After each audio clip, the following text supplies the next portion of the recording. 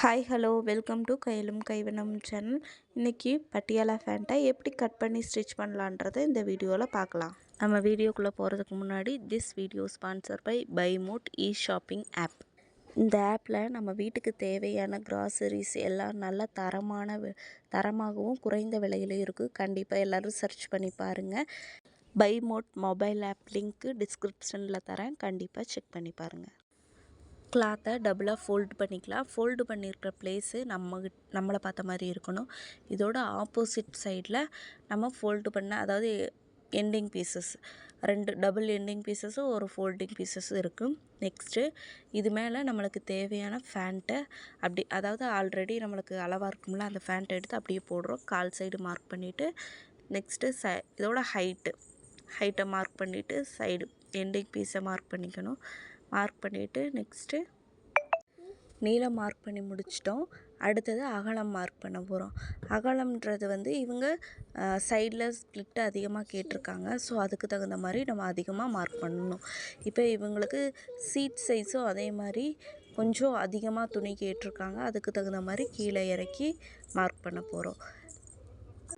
நம்ம already mark பண்ணி வச்ச கீழே கால் பட்டை அடிப்போம்ல, அந்த பிளேஸும் இங்கே மேலே இருக்க இந்த 2 பிளேஸையும் ஜாயின் பண்ணி இதிலிருந்து நம்ம ஒரு கோடு கிழித்து நெக்ஸ்ட்டு கட் பண்ணிக்கலாம். மேல் பட்டிக்கு நம்மளுக்கு ஒரு ஸ்கொயர், ஒரு ரெக்டாங்கிள் ஷேப் வேணும். ஸோ பத்தாததுக்கு எக்ஸஸ் துணி வச்சு நாங்கள் இப்போ மார்க் பண்ணியிருக்கோம் பாருங்கள். இந்த மாதிரி பத்தாததுக்கு துணி வச்சு நீங்கள் கட் பண்ணிக்கோங்க. கரெக்டான மெஷர்மெண்ட் எடுத்து அதுக்கப்புறம் கட் பண்ணிக்கோங்க. நம்ம இப்போ கட் பண்ண பட்டி பீஸில் எல்லாத்தையும் வேட்டி மூட்டுற மாதிரி மூட்டி எடுத்துக்கலாம். எடுக்கும்போது நம்மளுக்கு ஒரு ரெக்டாங்கிள் ஷேப் கிடைக்கும். அதை இப்போ ஜாயின் பண்ண போகிறோம். நெக்ஸ்ட்டு நாடா கோர்க்கிறதுக்கான அந்த கொஞ்சம் பீஸை ஒரு 2 இன்ச் அளவுக்கு மடித்து அடிச்சுக்கலாம். நாடா கோர்க்கிறதுக்காக காலுக்கு கீழே மடித்து தைக்கணும். ஸோ கேன்வாஸ் வைக்கல, அதுக்கு பதிலாக 3 மடிப்பு மடித்து இதுக்கு பக்கத்தில் ஒரு 4 ஸ்டிச்சு நான் போட்டுக்கிறேன். போட்டுட்டோம்னா நம்மளுக்கு இன்னும் கொஞ்சம் திக்னஸ் அதிகமாக கிடைக்கும். அதுக்காக நான் இப்படி பண்ணியிருக்கேன். 2 கால் பீஸையும் ஜாயின் பண்ணதுக்கப்புறம் நான்ச் போட்டுக்கலாம். இந்த 4 பீஸாக பிரித்து 4 நான்ச் போடணும். கரெக்டாக சென்ட்ரு பார்த்து நான்ச் போடணும். அதே மாதிரி பட்டு பீஸ்லேயும் நான்ச் போட்டுக்கலாம். இப்போ நான்ச் போட்டதெல்லாம் எது ஃப்ரண்ட் வரும் எது பேக் வரும்னு கரெக்டாக எடுத்து வச்சு பின்னூக்கு குத்திக்கலாம். அப்படி பின்னூக்கு குத்தும்போது தான் நம்மளுக்கு கீழே பட்டி பீஸ்க்கு கீழே இருக்குள்ள நம்ம கால் 2 ஜாயின் பண்ணியிருக்கோம், அதில் எவ்வளோ எக்ஸஸ் கிடைக்குதுன்னு தெரியும். அப்படி கிடைக்கும்போது நம்ம ஸ்ப்ளிட் வைக்கிறதுக்கு கரெக்டாக ஈக்குவலாக வரும். 2 சைடும் ஸ்ப்ளிட்டு ஈக்குவலாக வரும். அதுக்காக நம்ம இப்போ நான்ச் போட்டு பின்னூக்கு எடுத்து குத்தியிருக்கோம். 4 சைடு பின் போட்டு செக்யூர் பண்ணதுக்கப்புறம் ஒரு சைடு பின் எடுத்துகிட்டு அங்கேருந்து ஸ்டார்ட் பண்ணலாம்.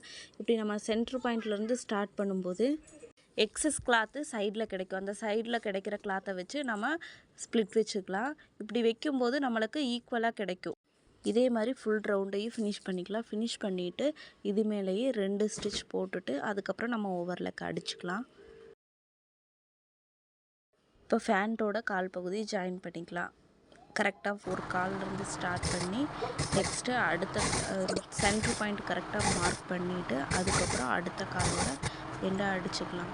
இதே மாதிரி இதுலேயும் 2 ஸ்டிச் போடணும். இப்போ நம்மளுக்கு பர்ஃபெக்டான பட்டியாலா ஃபேண்ட் கிடச்சிருச்சு. மறக்காமல் கையிலும் கைவண்ணம் சேனலை சப்ஸ்கிரைப் பண்ணுங்கள். தேங்க்யூ.